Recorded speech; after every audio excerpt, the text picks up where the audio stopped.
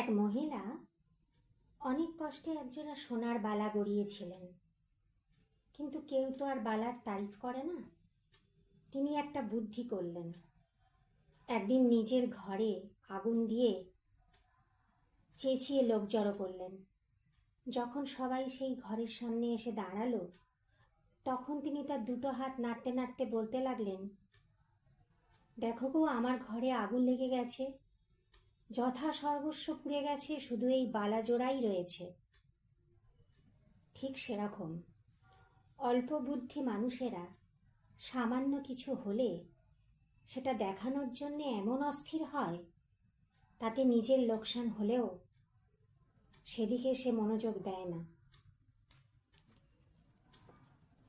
যখন যেভাবে মা রাখবেন, সবটাই বুঝে নিতে হবে মঙ্গলের জন্যে হয়েছে। সুখ দুঃখ সবেতেই তার মঙ্গলের স্পর্শ এবং আশীর্বাদ রয়েছে। মার কিল চাপড় মিঠে, যত পরে পড়ুক না পিঠে।